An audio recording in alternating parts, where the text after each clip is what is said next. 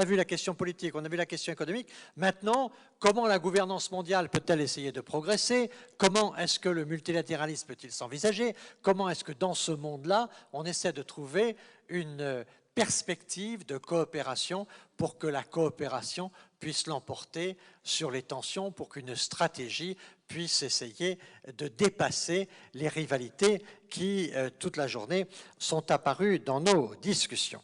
Je vais laisser la parole à Pascal Boniface, le directeur de l'IRIS, en le remerciant beaucoup de sa présence, pour lui dire qu'on apprécie beaucoup sa présence, non seulement parce qu'il connaît beaucoup de choses comme politologue, comme géopoliticien, mais aussi comme enseignant, comme professeur, parce qu'il a cette capacité pédagogique à dire des choses que les uns et les autres, nous pouvons bien comprendre. Et c'est quand même très utile de pouvoir être compris quand on est orateur. Alors c'est à vous, mon cher Pascal, avec gratitude que je laisse la parole pour l'ouverture de cette table ronde.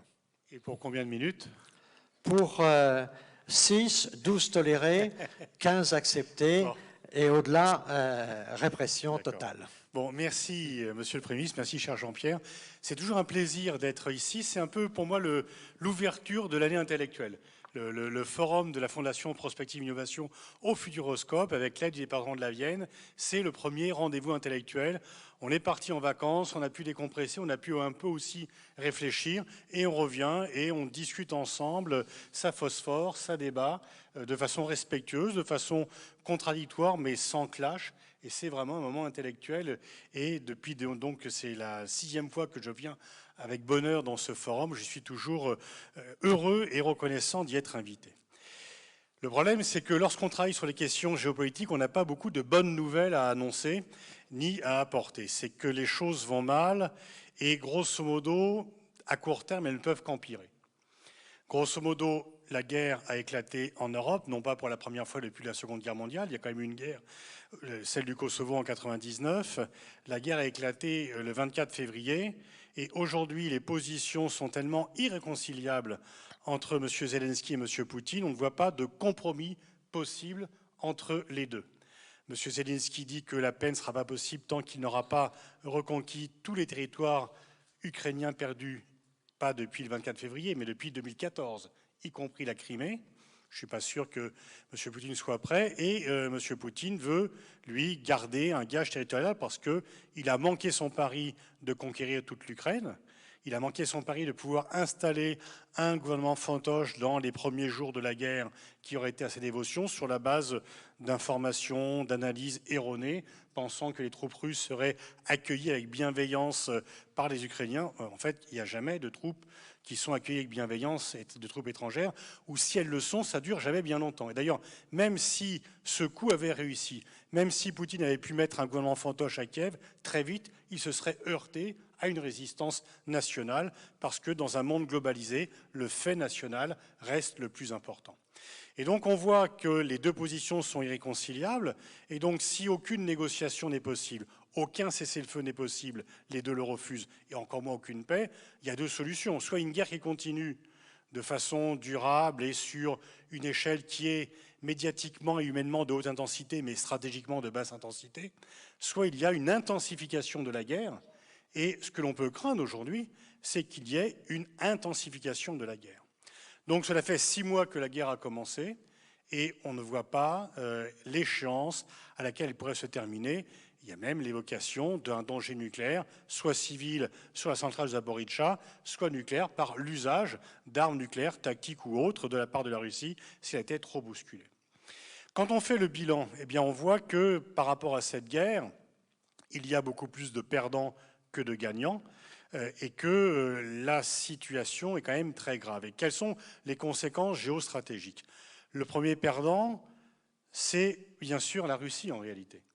Et si beaucoup, dont moi le premier, si le forum avait eu lieu le 22 février, j'avoue que je n'aurais pas parié sur la guerre. Et en fait, si aussi bien les spécialistes de la Russie, y compris Mme Carrère-Dancos, les anciens ministres des Affaires étrangères, les anciens premiers ministres, les anciens ambassadeurs de France à Moscou, ne pensaient pas en février que la guerre éclaterait, c'est qu'elle était contre l'intérêt de la Russie. Et que jusqu'ici, s'il y avait une sorte de permanence dans la politique de Poutine, c'était la brutalité, c'était le côté répressif, c'était aussi la défense des intérêts nationaux de la Russie. Et effectivement, le mantra de Poutine, c'est-à-dire « regardez où était la Russie quand j'ai pris le pouvoir, regardez où elle est maintenant ». Sauf que depuis le 24 février, le rôle, la place de la Russie, qui avait constamment grandi sur la scène internationale depuis 99-2000 par rapport aux années titubantes de Boris Yeltsin, ce rôle a de nouveau en régression. Les sanctions ne vont pas lui faire abandonner sa politique, elles lui feront mal à moyen long terme. La Russie est coupée du monde occidental. Et je pense que ce que les médias ne disent pas assez, et qui me paraît ce qui va faire le plus mal à la Russie, c'est la fuite des cerveaux. La fuite des cerveaux, non pas du fait des sanctions, mais du fait d'une répression accrue du régime russe. C'est qu'il y a beaucoup de Russes qui sont opposés à la guerre, mais ils auraient pu continuer à vivre en Russie s'ils pouvaient continuer à s'exprimer et à dire « voilà, c'est pas bien ». À partir du moment où un professeur d'université peut être inquiété s'il a discuté de la guerre avec les étudiants et qu'il a émis des doutes sur la guerre, à partir du moment où vous savez maintenant comment on rebaptise, sur Rachel Kahn parlait de culture tout ce matin, le titre du livre de Tolstoï, c'est « Opération spéciale militaire et paix » puisqu'on ne peut plus utiliser le terme « guerre ». Et donc à partir du moment où il n'y a plus de discussion possible, il y a des gens qui fuient. Et ceux qui fuient, ce sont ceux qui ont les moyens et qui ont un avenir ailleurs. Et la principale faiblesse pour la Russie, c'est que les gens qui sont dans les nouvelles technologies de l'information et de la communication, qui est déjà une faiblesse de la Russie. Et nous étions ensemble, Jean-Pierre, à un forum de Valdaï où Poutine avait dit que celui qui maîtrise l'intelligence artificielle contrôlera le monde. Il y avait déjà un déficit russe en la matière, il va s'accentuer. Donc à long terme, la Russie sera affaiblie. Est-ce qu'il y a une nouvelle guerre froide? Ce n'est pas une guerre froide, c'est une guerre. C'est une guerre, et il y a une Russie qui est totalement coupée du monde occidental. Et en fait, il faut revenir, même pas à Brejnev, bien sûr pas à Gorbatchev, il faut revenir à Staline pour voir aussi peu de relations entre la Russie et l'Occident. Les relations économiques sont en train d'être coupées, stratégiques aussi, politiques aussi, mais aussi scientifiques, culturelles, artistiques. Alors, ça a été jusqu'à des délires, interdire Dostoïevski dans une université italienne, etc. Mais, donc, en fait, la Russie n'a jamais été aussi isolée du monde occidental. Sous Khrouchtchev, il y avait beaucoup plus de relations. Donc, c'est quelque chose qui est pénalisant parce que les Russes sont en fait pro-européens. Ils se sentent européens. Mais, parallèlement, la grande erreur que font les Occidentaux, c'est de penser que cet isolement par rapport à l'Occident est un isolement mondial. Et une fois encore, une fois de plus, et ça nous dessert, les Occidentaux confondent communauté occidentale et communauté internationale. Parce que si vous prenez une carte des pays qui ont condamné l'agression de la Russie, il n'y a qu'une quarantaine de pays qui se sont abstenus, 5 qui ont voté contre. Mais si vous prenez la carte des pays qui ont pris des sanctions contre la Russie, il n'y a que nous. Il n'y a que les pays occidentaux et des pays qui sont stratégiquement occidentaux, Japon, Corée du Sud, Australie, Nouvelle-Zélande. Donc le reste du monde n'a pas suivi. Et le piège, le danger, c'est d'avoir de nouveau The West versus the rest, avec les pays non occidentaux qui ne nous suivent pas. Pourquoi ils ne nous suivent pas? D'une part, parce qu'ils pensent que nous aussi on a fait des guerres et qu'on n'a pas pris de sanctions. Entre parenthèses, Londres a reçu, la Russie est exclue des épreuves sportives. Londres a reçu les Jeux Olympiques en 2005, 2 ans après la guerre d'Irak. Donc on voit bien qu'il y a quand même un deux poids, deux mesures que l'on fait. Deuxièmement, c'est que les pays non occidentaux se disent nous, on a des intérêts avec la Russie. Et on ne va pas vous suivre aveuglément parce que vous faites du sélectif, vous faites de la géométrie variable, vous parlez de valeurs, mais vous appliquez quand ça vous intéresse et pas quand vous intéresse. Le plus bel exemple, c'est quand même la visite de Biden à Riyad, lui qui avait dit qu'il ferait de MBS un paria du fait de sa violation des droits de l'homme, et qui, parce qu'il a besoin de la réussite sur le marché pétrolier, y va. C'est difficile de plaider les valeurs et d'aller voir MBS, surtout après avoir dit exactement l'inverse peu après. Je veux dire, tout le monde voit ça. Tout le monde voit ça, et donc les non-occidentaux se disent on ne va pas les suivre parce que ça leur fait plaisir, alors que nous, en fait, quand on parle de nouvelle guerre froide, ce n'est pas une nouvelle guerre froide, y compris avec la Chine. Du temps de la guerre froide, les pays devaient choisir entre l'un et l'autre. Aujourd'hui, c'est l'inverse. Les pays non occidentaux ne veulent pas choisir. Ils veulent avoir des rapports avec nous et des rapports avec eux. Et si nous insistons pour qu'ils coupent leurs relations avec la Russie, avec la Chine, eh bien, ils ne vont pas forcément choisir l'Occident. Et vraiment, il est temps de se rendre compte de cela. Alors, l'Ukraine, bien sûr, est un pays qui souffre, est un pays martyr, PIB qui va être réduit de 45%, mais surtout les crimes de guerre, on a tous vu cela. Et en même temps, et je dis ça de façon clinique et cynique, l'Ukraine a acquis un statut qu'elle n'avait pas auparavant.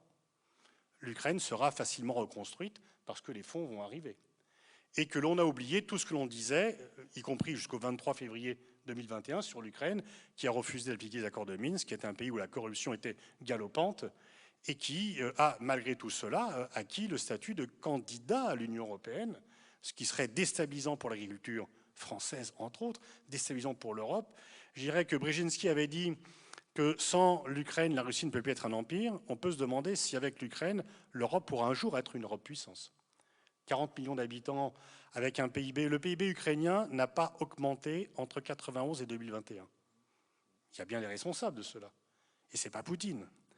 Donc, une fois encore, je crois qu'il faut, malheureusement, l'émotion l'emporte sur la raison. Il faut que l'on soit solidaire des Ukrainiens par rapport à l'agression, par rapport à l'accueil des réfugiés, par rapport à l'aide. Mais il faut voir où sont nos intérêts sur le long terme. Et ce n'est peut-être pas forcément d'accepter l'Ukraine rapidement dans l'Union européenne, au risque de déstabiliser une Union européenne qui a déjà trop souffert d'élargissement trop rapide et mal digéré. Le perdant, c'est l'Europe. C'est l'Europe, et parmi les perdants, c'est la France et l'Allemagne. Parce que Emmanuel Macron avait dit en novembre 2019 que l'OTAN était en état de mort cérébrale, brain dead. Aujourd'hui, c'est le projet d'autonomie stratégique européenne, et tu y avais fait allusion dans ton propos introductif, c'est le projet d'autonomie stratégique européenne qui est en état de mort cérébrale. Et la France, dont la politique depuis assez longtemps était développer des liens avec la Russie pour augmenter ses marges de manœuvre et plaider pour une autonomie stratégique européenne, n'ose plus rien faire de tout cela, parce qu'on est mis en accusation, la France et l'Allemagne, pour avoir négocié avec la Russie. Est-ce que c'est le fait d'avoir maintenu un contact avec la Russie qui a amené la guerre, ou est-ce que c'est au contraire le fait de ne pas avoir écouté tous ceux qui disaient « attention, l'extension de l'OTAN va crisper la Russie et va déboucher sur un conflit » qui nous dit Mitterrand en 1992, Georges Kennan, l'inventeur de l'ancien ambassadeur à Moscou. Et quand en 2008, Nicolas Sarkozy, Angela Merkel refusent l'entrée de l'Ukraine dans l'OTAN, on ne peut pas les taxer d'anti-américanisme primaire. Il y avait bien des raisons à cela. Et ils ont quand même refusé. L'Ukraine n'est pas rentrée dans l'OTAN, donc c'est bien par rapport à cela. Et donc on pourrait dire, inverser la charge de la preuve, sauf qu'il y a un tel esprit aujourd'hui qu'au sein de l'Union européenne, ce sont les pays baltes et la Pologne qui mènent le bal, et la France et l'Allemagne sont tétanisées par rapport aux critiques de relations suivies avec la Russie et n'osent plus rien dire. Et les vainqueurs, ce sont bien sûr les États-Unis. On a complètement oublié la débâcle de Kaboul du 15 août, qui était très prégnante. Et en fait, tous les pays européens, et le projet européen est miné par la peur, tu l'as dit ce matin, décision des pays européens, c'est augmenter les dépenses militaires, mais pas pour bâtir un projet européen, pour acheter des armes aux États-Unis et pour dire seuls les États-Unis et seule l'OTAN peut nous protéger contre la menace militaire russe. Mais la vérité, c'est qu'il n'y a pas de menace militaire russe pour l'Union européenne. Il y a une menace militaire russe pour l'Ukraine, pour la Géorgie peut-être, pour la Moldavie. Mais si la Russie est incapable d'arriver jusqu'à Kiev, comment voulez-vous qu'elle arrive à Paris ou à Berlin? Et donc, on a cédé à la panique et on a renforcé un projet.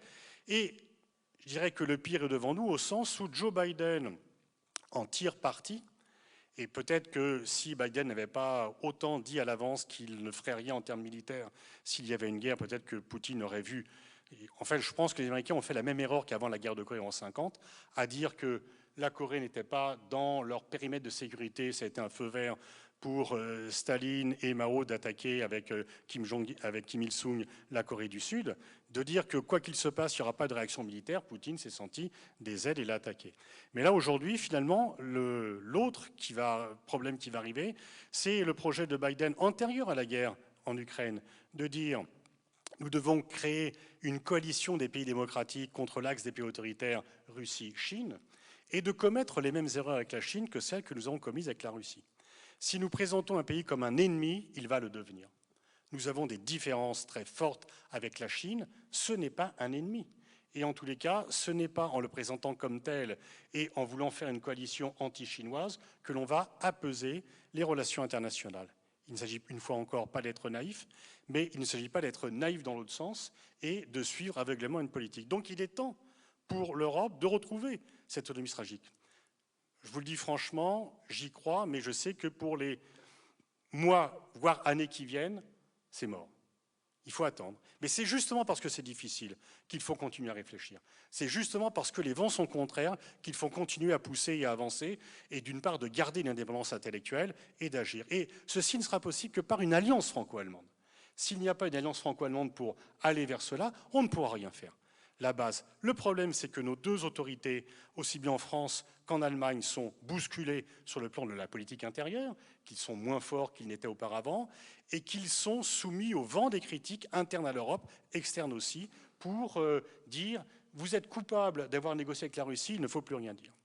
Et donc, évitons le piège de dire que l'autonomie stratégique européenne, elle est souffrante. Elle n'est pas morte. Il faut continuer d'entretenir la flamme pour plus tard. Il ne faut pas rendre des choses provisoires définitives. Et il faut surtout bien se rendre compte que nous ne sommes plus le monde. Le monde occidental n'est pas le monde. Il y a un autre monde. On a eu parlé avec talent des BRICS tout à l'heure. Et que si nous pensons que l'heure à laquelle, l'époque où nous pouvions fixer seul l'agenda international, dicter les règles et être suivis par les autres, existe toujours. Nous avons la plus grave des convenues et nous allons accélérer notre déclin relatif. Ce ne sont pas nos valeurs qui sont contestées. C'est en fait l'hypocrisie que nous avons à les défendre. Et c'est notre incohérence à les mettre en place. Si nous sommes plus cohérents sur notre valeur, nous serons plus respectés sur l'extérieur. Et si nous comprenons que les autres aussi sont à table et ne veulent pas être relégués en bout de table et ne pas avoir leur mot, le monde est multipolarisé. La première chose à faire, c'est de s'en rendre compte de façon réaliste. Et je conclurai, en fait, pour citer notre ami commun Hubert Védrine, il y a pire que la réelle politique, c'est l'irréal politique. Merci. Merci beaucoup, Pascal, de cette intervention puissante. On voit bien que la paix ne tombe pas du ciel. La paix, comme la guerre, c'est un travail. Et ce travail, il demande une préparation, il demande une compréhension. Aujourd'hui, ce qui est inquiétant dans le monde, c'est qu'il n'y a pas de travail de paix, il y a un travail de guerre. Qu'on est en train de monter les forces les unes contre les autres, on se mobilise, on nie le dialogue, on nie un certain nombre de choses, on déclare des inimitiés stratégiques, et tout ceci, naturellement, fait monter les tensions. Il faut faire attention, parce que les guerres aussi, quelquefois, ça démarre non pas sur des stratégies, mais sur des maladresses. Quand on voit ce qui se passe avec Taïwan, on se dit qu'à un moment ou à un autre, une erreur qui serait une erreur de maladresse pourrait conduire à des conséquences extrêmement graves. Donc cette idée que qui veut la paix aujourd'hui doit la travailler. Et la travailler, ça demande naturellement de comprendre, de discuter, et certainement pas d'avoir des attitudes qui sont des attitudes brutales, en dehors de tout dialogue, et avec un certain nombre de visions trop systémiques des rivalités. Joachim, maintenant, vous avez vous-même eu des responsabilités très importantes en Allemagne sur cette vision de l'Europe, ces différentes menaces dont on a parlé depuis ce matin, ces pressions, la guerre en Ukraine, les États-Unis, la Chine, nos difficultés économiques, l'illégalité, je dirais, politique qui est dans certains pays aujourd'hui de l'Europe. Comment est-ce qu'on peut voir un destin européen qui pourrait nous éviter de sortir de l'histoire? Merci, Monsieur le Premier ministre. D'abord, une remarque liminaire. Merci de m'avoir invité pour la première fois à ce colloque. Je me sens honoré. Et en même temps, ça m'a permis un retour au Futuroscope après exactement 25 ans. Parce que j'ai été ici la dernière fois, le 13 juin 1997, lors du 69e sommet franco-allemand. À l'époque où vous n'étiez plus ministre des PME et de l'artisanat, il y avait la cohabitation Chirac-Jospin. Absolument. Une remarque, je dis préliminaire, je suis vraiment en grande partie d'accord avec l'analyse critique de Pascal Boniface. Rien à ajouter, sauf peut-être mes remarques ou mon évaluation est encore plus critique. Parce qu'il a mentionné 2008. J'avoue, j'ai été choqué en 2008 lorsque les Américains, Bush Jr. à l'époque, ont poussé vers l'adhésion de l'Ukraine à l'OTAN. Pour moi, à l'époque, sous le chancelier Kohl, on était entièrement d'accord, et j'y étais une dizaine de fois dans les années 90 à Kiev, que ce pays devait rester neutre. Et le maximum qu'on pourrait atteindre serait d'en faire un pont entre, à l'époque, l'Est et l'Ouest. C'était ça l'idée qu'on avait en tête. Et d'où les conclusions de ce sommet étaient le grand étonnement de la plupart d'autres qui étaient en salle, qui s'attendaient à un non, peut-être à un PFP, programme pour l'Ukraine, c'est tout, mais surtout pas un report de cette adhésion. Bien, pour moi, j'ai écouté Pascal avec une certaine amertume, parce que, je dis, le prophète ne compte rien dans son pays, dans ces deux pays, la France et l'Allemagne. J'ai prognostiqué la guerre depuis 2017 à peu près.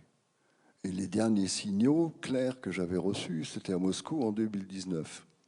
Or, ni l'ambassadrice de France, ni l'ambassadeur allemand ont pris au sérieux cet avertissement très clair qui venait du Kremlin. Or, à l'époque, sur leur insistance, j'avais dit qu'une solution pourrait être une neutralité de l'Ukraine, un statut particulier pour la Crimée, un statut, je dirais, confédéral presque de l'Est de l'Ukraine, et une association en même temps avec l'Union européenne et avec l'organisation économique que les Russes avaient créée à l'Est, dans les anciennes républiques soviétiques. C'était pour moi le max. Évidemment accompagné par de nouveaux pourparlers sur la sécurité pan-européenne. Relance du débat. Pascal, tu te souviens qu'on a eu, je dirais, dans la deuxième moitié des années 90. Il fallait relancer ces débats. Non, rien ne s'est passé. Pour moi, c'était clair. Au plus tard, après l'échec de Minsk 2015, les Français et les Allemands auraient dû se réveiller. Aujourd'hui, les deux sont, et ça, je suis d'accord avec l'analyse, sont quelque part tétanisés par ce retour à une autre guerre froide que j'ai décrit dans une œuvre américaine il y a 3 ans. Et on est devant une période des années d'insécurité, de conflits armés en partie, et avec des handicaps sérieux pour notre politique et pour notre économie. D'où, et je transforme un petit peu votre question, Monsieur le Premier ministre, que faire? Que faire pour l'Europe? Et pour moi, la question centrale est comment assurer la survie, les Anglais disent self-assertion, qui est pour moi plus clair à cet égard, de notre modèle européen politique et économique. Et ça, dans une situation où nos politiques, soit Paris, soit Berlin, pensent à court terme, où il faudrait avoir ce que j'appelle une pensée stratégique à moyen et à long terme. D'où, quelles sont ces priorités? Et je lance quelques thèses à cet égard. 1, il faut d'abord consolider l'Europe. L'Europe, au fond, est en mauvais état parce que nous avons un véritable conflit Est-Ouest. Il faut trouver une solution politique à cet égard. Ce sont des différends qui ne vont pas être résolus par les tribunaux européens. Il faut trouver une solution politique avec les pays à l'Est qui se trouvent dans une certaine transition.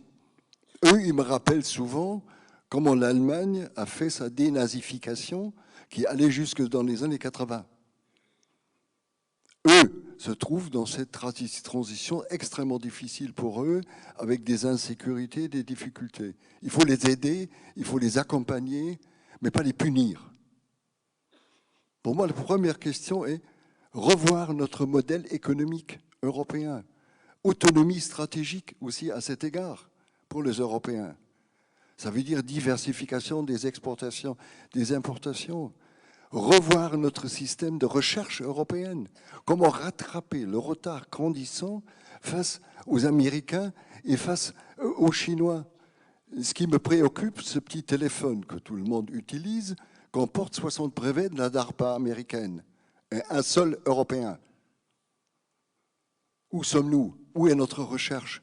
On est limité, fixé par des bureaucraties de part et d'autre. La politique énergétique. C'est vrai, nos politiques sont au fond incompatibles. On essaye d'en faire une politique commune depuis une trentaine d'années, sans succès. Tolérons-nous et créons ce que j'appelle un réseau véritable énergétique européen, où on peut échanger l'électricité dans la seconde entre les pays. Mais vous savez ce qui me choque? Je trouve à l'Assemblée et au Sénat une seule personne qui connaît le sujet.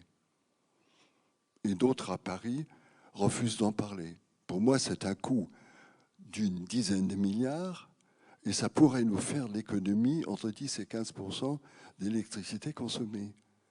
Pourquoi pas chercher, faire ce compromis historique sur la politique énergétique? Deux, le grand domaine, évidemment, c'est la politique internationale. L'Europe se trouve dans une position embarrassante. On ne peut pas être à distance égale entre les États-Unis et la Chine. Non, soyons réalistes. Mais ça veut dire pour moi, d'un côté, il faut revoir la relation transatlantique. Pas seulement dans le domaine de la défense, mais aussi dans le domaine politique, commercial et dans le domaine économique. Oui. Et objectif, nouveau pacte transatlantique. On a peut-être la dernière chance avec Biden, actuellement au pouvoir, d'atteindre un tel changement. Deuxièmement, il faut développer la défense européenne. Mais soyons réalistes, nous l'avons entendu ce matin, c'est uniquement possible si nous appuyons d'un côté sur le renforcement d'un pilier européen au sein de l'OTAN et en développant en même temps une autonomie européenne. Et c'est pour cela j'ai entendu que le sommet de Versailles avait décidé une feuille de route. Pardonnez-moi, je ris. Ce n'est pas une feuille de route sérieuse. Pour moi, il faudrait un véritable plan de travail pour des 10 années à venir à cet égard. Et ce n'est pas seulement l'armement, c'est aussi toute notre stratégie, c'est notre formation, c'est notre idée de l'utilisation du soldat et des armées. Évidemment, il faut revoir notre relation avec l'Asie. La Chine est partenaire, compétiteur et rival, oui. Évidemment, ça ne veut pas dire annuler la relation avec la Chine, non. Il faut parler ouvertement avec la Chine, maintenir de bonnes relations, essayer du moins. Et surtout, faire attention à cette dégradation progressive des relations entre la Chine et les États-Unis. Kevin Rudd décrit son espoir avec les mots « l'espoir d'une compétition stratégique régulée ». Oui, probablement la seule possibilité. Prochain objectif, l'Afrique. Nous sommes témoins qu'en Afrique, l'Europe, comme la France, comme l'Allemagne, recule. D'où pour moi la nécessité d'une rupture profonde à cet égard, d'une réflexion profonde, comment changer nos relations avec l'Afrique, où la Chine ou la Russie progressent, mais pas nous. Comment tourner cette situation? Notre modèle politique n'est pas exportable, messieurs et dames. Mais il faut trouver des modes de coopération avec ce continent voisin. Le multilatéralisme a été mentionné, oui, il est au point mort pour le moment. Mais est-ce qu'on ne peut pas essayer de le regagner via un certain régionalisme? Est-ce que ce n'est pas la seule voie? Et dernier point, messieurs, dames, l'Union européenne et son voisinage. Nous sommes face à un défi énorme concernant l'élargissement. Que faire avec les Balkans?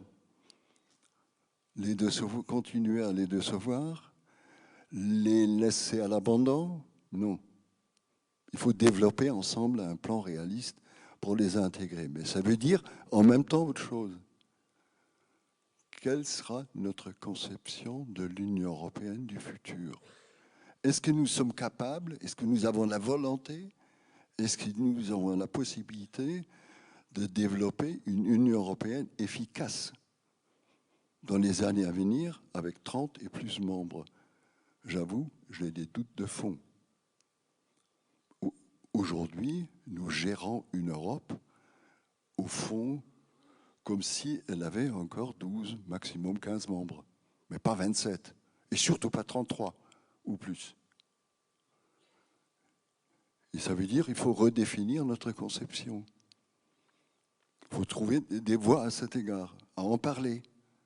Et il faut enfin revenir, ce que j'appelle, à l'arc qui nous entoure, de la Russie, l'Ukraine, la Turquie, le Moyen-Orient, le nord de l'Afrique. En 2003, nous avions conclu la première stratégie commune européenne avec les mots « nous sommes entourés par des amis et partenaires ». Quelle illusion à l'époque déjà. Il faut développer nos politiques vis-à-vis de la Russie. Ce ne sera pas éternellement M. Poutine. On ne peut pas l'exclure, la Russie, de notre scène européenne. Elle est là. C'est notre grand voisin à l'Est. Il faut réfléchir sur la Turquie. J'ai écrit en 2007 déjà, abandonnant les négociations d'adhésion. Nous n'arriverons pas à les ratifier en Europe. Ayons des objectifs réalistes à cet égard. C'est-à-dire un marché intérieur où les Turcs seront intégrés et les associer en matière de politique étrangère et de politique de sécurité intérieure. Et revoir toute l'affaire après 25 ans. Mais surtout pas aujourd'hui, ce n'est pas faisable. Soyons réalistes. Le nord de l'Afrique, je regrette. La politique méditerranéenne de l'Europe s'est fait prisonnier depuis Barcelone, depuis 25 ans, par le conflit israélo-palestinien, au lieu de voir ces pays de manière bilatérale. Or, regardez la situation actuelle. Échec Libye, échec Égypte, échec la Tunisie, ce que je regrette le plus, échec vis-à-vis de l'Algérie, et Maroc, bien, ça commence à devenir difficile. Or, c'est une tâche prioritaire. Or, dans tout cela, Pascal, tu as raison, nous avons besoin du franco-allemand comme base. Or, j'avoue, je suis préoccupé par l'état réel de cette relation. Moi, mes débats me vont trop vers la superficie, il n'y a pas assez de débats de fond, échange de fond, et j'avoue, oui, il ne faut pas toujours regarder vers le passé. Et à l'époque, avec Hubert Védrine, nous avons uniquement présenté des conclusions à nos patrons si nous étions d'accord sur le fond. Pas du tout. Superficie ne nous a pas intéressé du tout. Le fond était intéressant pour nous. Je sais qu'on n'a pas atteint tout à l'époque, c'est clair. On a échoué, par exemple, pour la politique étrangère, par la réticence, je dirais, des affaires étrangères de part et d'autre, et par les partenaires aussi. Le temps n'était pas mûr. On a échoué sur tout le domaine de la sécurité intérieure, mi-succès, mi-échec, mais on n'est toujours pas là où il faudrait être. Mais je pense que le temps est mûr pour que l'Europe fasse ce saut en avant pour s'occuper tout d'abord de ses objectifs stratégiques pour les 4-5 ans à venir. Il faut se ressaisir. Merci. Merci. Merci beaucoup, Joachim Bitterlich. Parmi les différents sujets que vous avez évoqués, il y a ce conflit Est-Ouest à l'intérieur de l'Europe. Et puisque nous avons un ministre hongrois, János Martonyi, en le remerciant d'être présent parmi nous, je voudrais lui demander sa vision actuelle de la situation interne de l'Europe et éventuellement ces tensions à l'intérieur de l'Union, et puis ces propositions quant à la stratégie en matière de relations extérieures de l'Union européenne. Est-ce que vous m'entendez? Est-ce que vous pouvez prendre la parole maintenant? Oui, Parfait. oui, Monsieur le Premier ministre. Vous m'entendez bien? Très bien. Merci Ok. à vous. Alors, tout d'abord, je vous remercie beaucoup de cette invitation. Je regrette beaucoup de ne pas pouvoir être avec vous en personne, mais grâce à la technologie, j'ai pu suivre toute la discussion aujourd'hui. J'ai entendu énormément de choses importantes, intéressantes. Alors, en ce qui me concerne, je commencerai quand même avec un ou deux mots très brièvement sur le monde, en parlant des ruptures géopolitiques d'aujourd'hui. Pour résumer en une phrase, moi je pense que nous sommes sortis du monde des hypothèses, des suppositions, de la peur, de l'angoisse, et des menaces, parce que tout cela est devenu aujourd'hui la vérité. Alors, en réalité, comme on dit tout simplement, la guerre est revenue. Il y a une dizaine d'années, nous avons dit l'histoire est revenue. C'était vrai aussi. Mais aujourd'hui, c'est la guerre qui est revenue. Alors, il y a beaucoup de gens qui parlent maintenant, à cause de cela, de nouvel ordre mondial. J'en doute. Moi, je parlerai plutôt d'un ancien ordre mondial. Mais c'est vrai, les choses changent, sans doute, mais tout de même, il y a un élément de continuité, surtout à cause de cette guerre. C'est vrai, il y a une sorte de bipolarisation, une sorte de fragmentation, peut-être en une opposition apparente, mais il y a plusieurs choses qu'on peut constater. D'abord, il n'y a pas de domination totale, il n'y a pas de hégémonie totale, et il n'y a pas même une hiérarchie claire et nette. La structure géopolitique du monde aujourd'hui, c'est plutôt hétérarchique, une expression qui vient de numérique ou bien neurologie. C'est un ordre, ce n'est pas un chaos, mais c'est un classement variable. Si vous prenez les critères différents, depuis PNB aux populations ou le nombre, les ogives nucléaires, les critères sont différents et l'ordre, enfin le classement est variable. Voilà, c'est ça la source d'une insécurité plutôt accrue. Et la source des ruptures, des conflits, des tensions. Alors, quelle est la solution? Parce que c'est ça, enfin, la grande question de ce collègue. Un seul mot, je voudrais souligner, c'est équilibre. Équilibre qui n'est pas une nouveauté, il y a beaucoup de gens qui ont parlé de cela, mais un équilibre non seulement sur le plan mondial, parce que je n'ai pas de temps pour aborder cette question d'équilibre sur le plan mondial. Je parlerai deux aspects de cet équilibre. D'abord, l'équilibre dans l'Alliance Atlantique.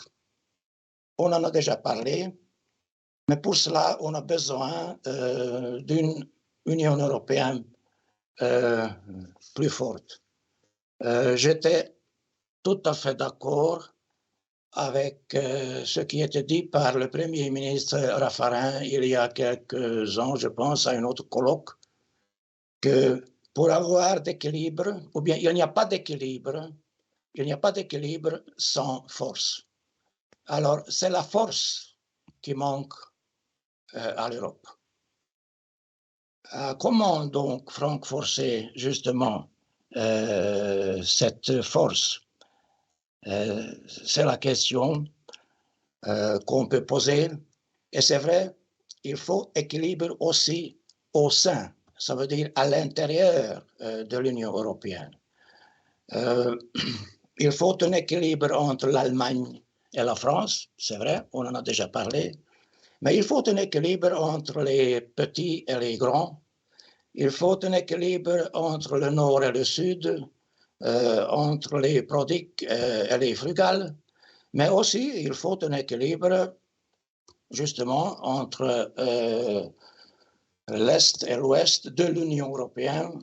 Quand on dit l'Est, nous parlons plutôt, enfin, l'Europe centrale, qui a quand même une certaine identité spéciale à cause de son histoire et de ses expériences, non seulement dans les décennies du communisme, mais aussi dans les, je dirais, 1000 dernières années. Si on parle de la Pologne, si on parle de la Hongrie, alors, ou bien d'autres pays de l'Europe centrale, il faut voir ici les différences historiques qui sont toujours présentes dans un certain sens. Mais quoi faire donc pour renouveler, refonder, renforcer l'Europe? Et comment donc renforcer ces équilibres dont j'essaie de parler? Nous avons déjà parlé de la force, mais quand nous parlons de la force, nous parlons toujours des capacités, enfin, économiques, technologiques, même militaires, bien sûr. Mais moi, je proposerais que la tâche la plus importante devant nous, c'est retrouver l'âme de l'Europe. Ça veut dire retrouver la force immatérielle, la force culturelle, la force morale, si vous voulez, la force spirituelle. C'est ça qui va décider, moi je pense, l'avenir de l'Europe. Et pour cela, il faut plusieurs choses. Il faut une sorte de respect pour tout le monde. Il faut une sorte de tolérance.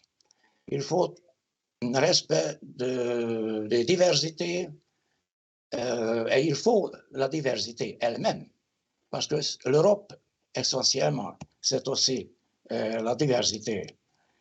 Alors, si nous comprenons tout cela, ce sont essentiellement les choses plutôt immatérielles. Si vous voulez, on peut parler de l'identité. Je sais très bien qu'il y a beaucoup de gens qui n'aiment pas parler de l'identité communautaire, même si l'identité européenne, c'est un des clés de notre renouvellement. Et encore une fois, un autre équilibre.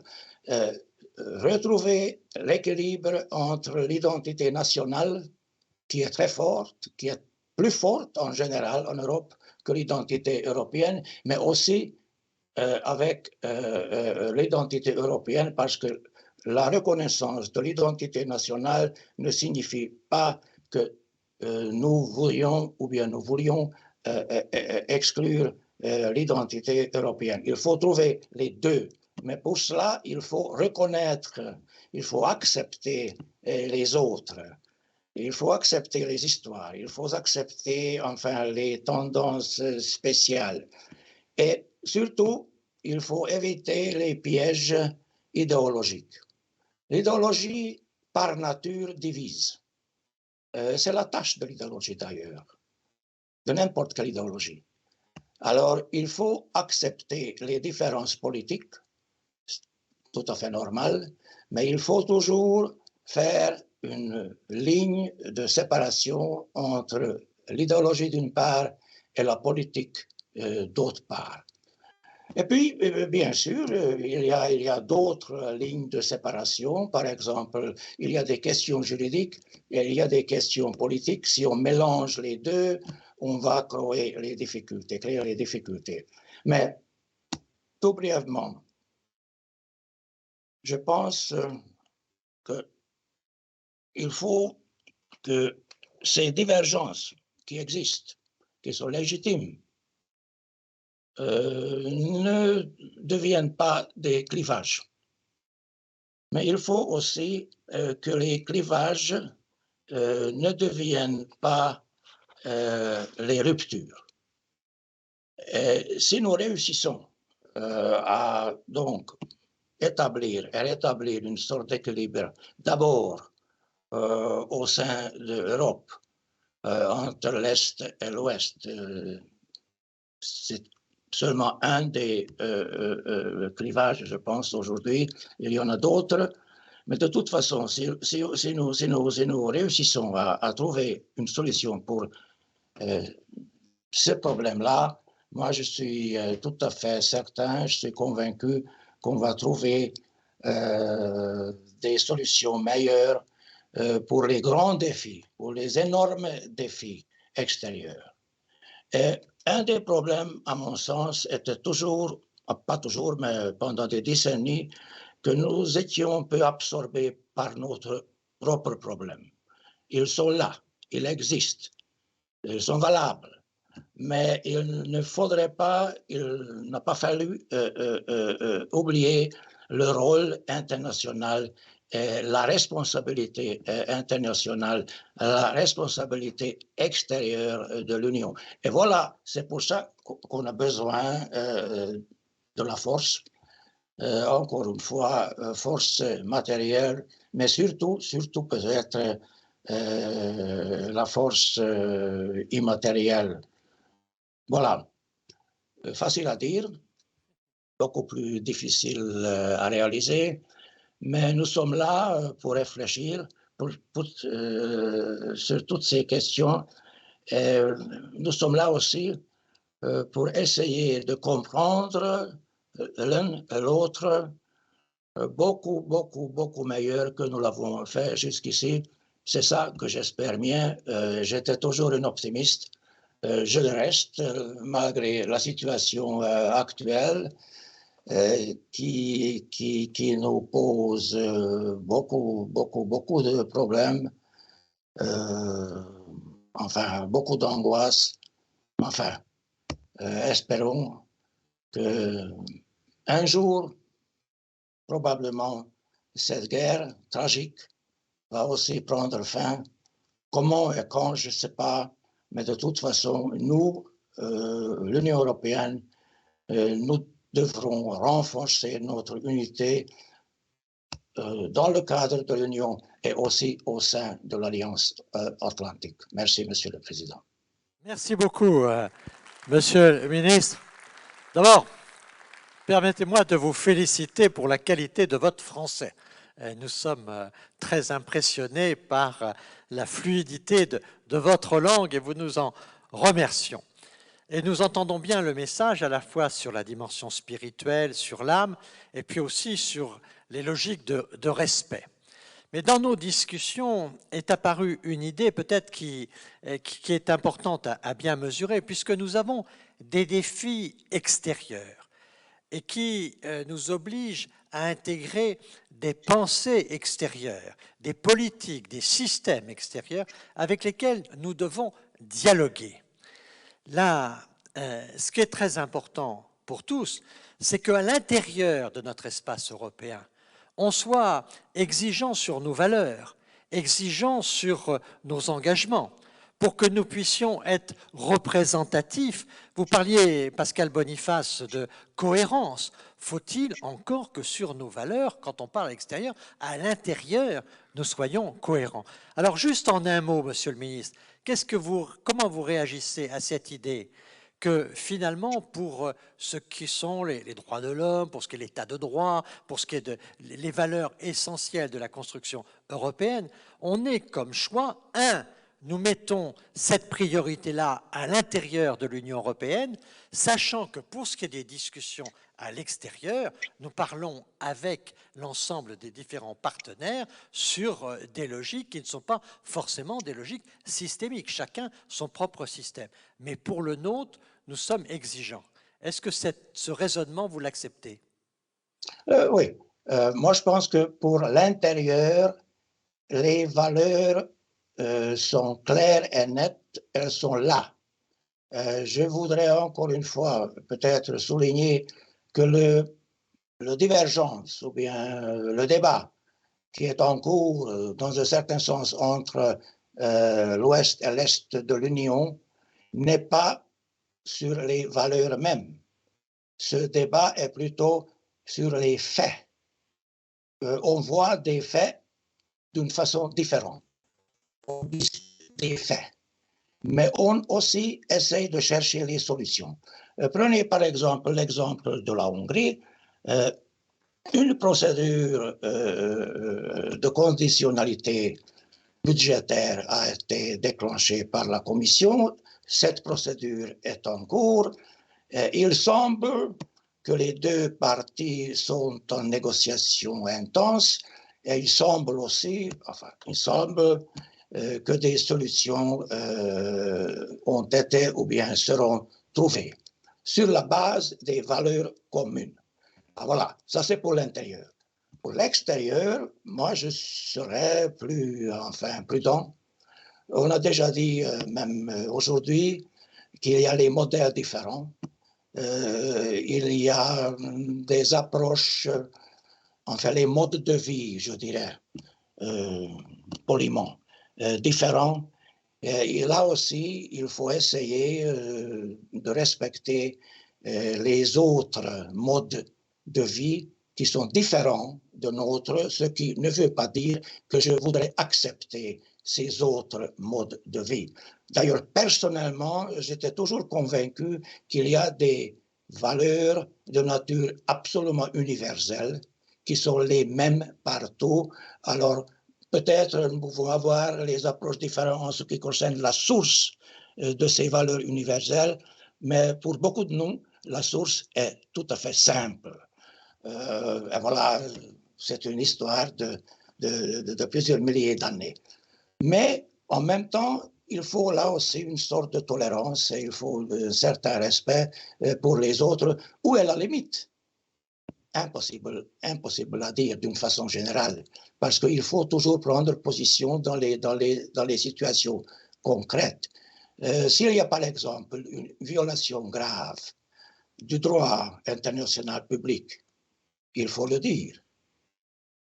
Moi, je le dis comme juriste. Ce qui ne veut pas dire que les analyses géopolitiques peuvent être plus compliquées, plus nuancées. Mais il y a certaines questions qui sont là, qui doivent être répondues d'une façon claire et nette. Merci beaucoup, Monsieur le Ministre. Merci beaucoup. C'est clair et je vous remercie de cette précision. Un point, peut-être pour conclure ce débat avec Pascal, finalement, on voit bien qu'on a besoin de dialogue, on voit bien qu'on a besoin de débat. Est-ce que dans notre société aujourd'hui, on est capable d'organiser des débats? Est-ce que, au fond, sur ces questions qui sont des questions majeures, finalement, il n'y a pas une suspicion permanente qui fait qu'on ne donne plus la place aux convictions? On ne voit que de la place des intérêts. Et au fond, est-ce que nos démocraties, sur ces sujets, sont capables de débattre en disant qu'il y a telle erreur et grave que nous condamnons de Poutine, mais néanmoins que ça a été une erreur aussi de considérer que l'OTAN pouvait intégrer l'Ukraine. On voit bien qu'il y avait Kissinger, etc. Tout le monde disait un certain nombre de choses comme ça. Au fond, les relations internationales demandent une qualité de débat démocratique que nous n'avons peut-être plus en France. Est-ce qu'on peut voir, quand je vois l'Assemblée nationale, quand je vois comment nos débats, le président de la République parle d'abondance, d'un seul coup, le débat part sur un mot, on part sur un certain nombre de symboles, et finalement, sur ces sujets d'une grande complexité, est-ce qu'on n'est pas en train de vivre des démocraties dans lesquelles, on en parlait tout à l'heure avec M. Guénon, au fond, l'individualisme, les réseaux sociaux conduisent à ce qu'il n'y ait plus d'intérêt général, il n'y ait plus de pacte républicain d'une certaine manière, et au fond, le débat fait toujours du partenaire un suspect. Et là, je trouve qu'il y a sans doute, pour ces questions de politique étrangère qui sont très difficiles, un danger pour notre démocratie, non? Heureusement que ce type de forum existe, parce que c'est un contrepoison par rapport au phénomène que vous décrivez. On sait très bien que quand la guerre éclate, il y a la première victime, c'est la vérité, la seconde, c'est la nuance. Et que effectivement, on a un peu comme dans des dessins animés de Disney, les bons et les méchants, et que oui, c'est Poutine qui a déclaré la guerre, oui, Poutine est l'agresseur, c'est factuel. Mais non, la Russie existera toujours. On ne peut pas dire que les Ukrainiens n'ont pas une part de responsabilité. Et donc, effectivement, toutes ces questions internationales sont complexes. Et si on les simplifie dans il y a les bons d'un côté et les méchants de l'autre, on n'arrive pas à... Bon. L'autre sujet, c'est qu'effectivement, les débats de qualité où les arguments contradictoires s'échangent dans le respect de l'autre, sont contestés par le clash, par la culture de il faut faire du clash pour être repris au zapping ou sur les réseaux sociaux. Et il y a bien en fait une sorte de combat entre deux types de débats, entre les cris, les émissions scandales, etc., et l'analyse un petit peu profonde. Heureusement, quand même, ce qui est rassurant, c'est que je ne pense pas que c'était mieux avant. C'est que finalement, les caricatures, les simplifications ont toujours existé. Il n'y a qu'à relire la presse des années antérieures pour voir que c'était pas mieux avant. Et qu'une grande partie du public se dit quand même, là, c'est pas bien ce qu'ils font, on veut des débats un peu plus sains. Et il y a à la fois la volonté d'avoir un peu des frissons sur le clash, mais en même temps, la volonté d'avoir un peu plus d'explications. Moi, je suis rassuré par la volonté des Français d'être informés sur les questions internationales. Je suis rassuré par le fait que la géopolitique soit rentrée en classe de première et de terminale au lycée, par le fait que la place de la géopolitique dans les émissions est de plus en plus importante et qu'auparavant, sur le service public par exemple, on disait on fait des émissions de géopolitique parce qu'on est service public. Aujourd'hui, ils disent on fait ça parce que ça fait de l'audience. Parce que les Français ont compris que ce qui se passait à l'extérieur ne leur était pas étranger.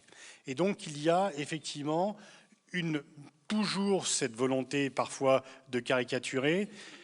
Moi, pendant très longtemps, oui, payé par Poutine, etc. Après, quand la guerre a commencé, j'ai fait des commentaires critiques sur Poutine. Ah, bien sûr, il est payé par l'OTAN, donc il est obligé... Je crois qu'il ne faut pas s'occuper de ces commentaires excessifs qui viennent justement tuer le débat et des gens qui généralement n'y connaissent rien, n'ont pris aucune position dans leur vie. Et je pense que sur le long terme, la cohérence des propos, le fait d'avoir une vraie réflexion globale est quand même reconnu et qu'il faut continuer cet effort, effectivement, pour les Français, parce qu'il y a une vraie soif de pédagogie intelligente de la part de nos compatriotes sur ces questions importantes. Et contradictoire, qui est très important avec cette notion de respect. Joachim, un mot de conclusion, rapide, pendant que Rachel Kahn se prépare à venir nous donner les amendements à son discours initial par nos débats, avant qu'André Schenck tire les conclusions. Monsieur le Premier ministre, pour le simplifier, je pense que notre électorat est beaucoup plus mûr que certains médias, mais aussi certaines politiques le pensent. Eh bien, tant mieux. Vous êtes la preuve que ce qu'ils disent ont raison, mais je crois que c'est quand même très important que sur ces sujets complexes, on prenne le temps d'avoir des discussions et des avis qui peuvent être divergents, mais qui sont utiles pour nos réflexions personnelles.